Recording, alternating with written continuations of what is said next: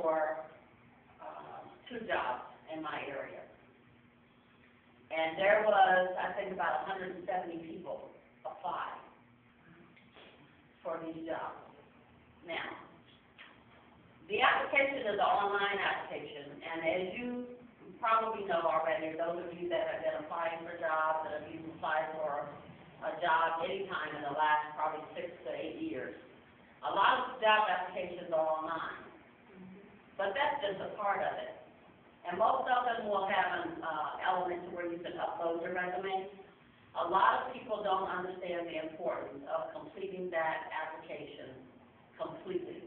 And we saw some really wild things with these resumes. I mean, it was a mess with these applications. And to the point to where the manager that was going to have to select some candidates, she didn't even want to select, she didn't want to select any of them. They were so poor. And some of the application, the online application, all the questions, one person put, all the questions she put in her name, I think her address, phone number, things like that, but all the detailed questions, she put, see resume, see resume, see resume, see resume, see resume. You think she got a call? No. Absolutely not. But I urge you to take your time, complete the entire application process if it's online, and attach a resume, attach a cover letter, attach references if they're asking for references. If you can get someone to write you a reference letter, not just, to have their name and their phone number as a reference.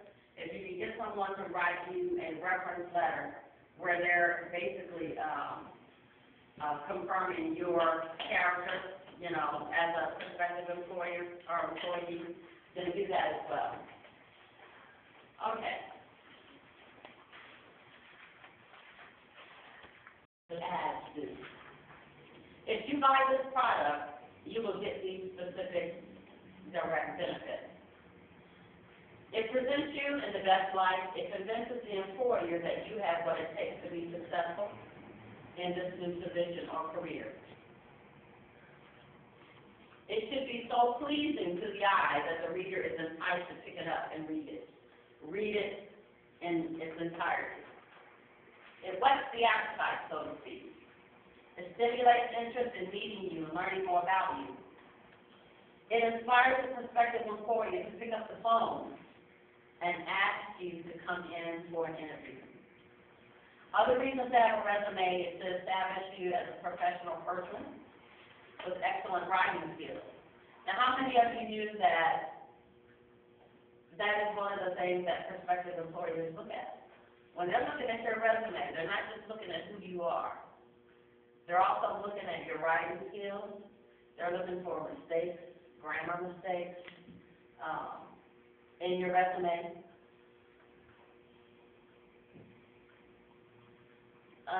Let's see. Excellent writing skills based on the fact that the resume is well done, well organized, well written. To have something to give to a potential employer, that's another reason for the resume. How many of you have been to a job fair before? Okay. Did you take resumes, extra copies of resumes with you? And you may be going to look for a specific job at the job fair, but you always want to have tons of extra resumes with you. You may go up and talk to one of the employers that are there and just, leave a copy of your resume. But you want to make sure it looks good and that it's organized, well written. Let's see. Resumes can also be used to give out informational interviews with a request for critique. You may have, let's say you may have a mentor or a life coach or someone else that you respect in the community. You may want to give that individual a copy of your resume and just ask them, if you would just look this over for me, give me some critiques on it. Trust me, they're going to remember it. They're going to remember your resume if it's written well, and if someone comes to them and asks, you know, hey, I got this job opening, I haven't posted the job opening yet. Do you know anybody that may want to apply for this job? And they can say, hey, yeah, you know, I have a resume of a friend. I'd like to give it to you. To use that as an addendum to another form of job application, which we already talked about, you can attach your resume to the online job application and also proposals. If you have written a proposal for anything, to give training, to a proposal for a new idea at work or at someone else's, or another employer, another job, or another organization, if you've written a proposal for anything, go ahead and attach a copy of your resume to that proposal so those individuals know who you are and what your skill level is. What the resume is not. It is a mistake to think of your resume as a history of your past, as a personal statement, or as some sort of self-expression. Sure, most of the content of the resume is focused on your job history, but it doesn't detail who you are really as a person. It just kind of gives some highlights of who you are. But write from the intention to create interest, to persuade the employer to call you. If you write with that goal, your final product will be very different than if you write from a catalog or write a catalog of your job history.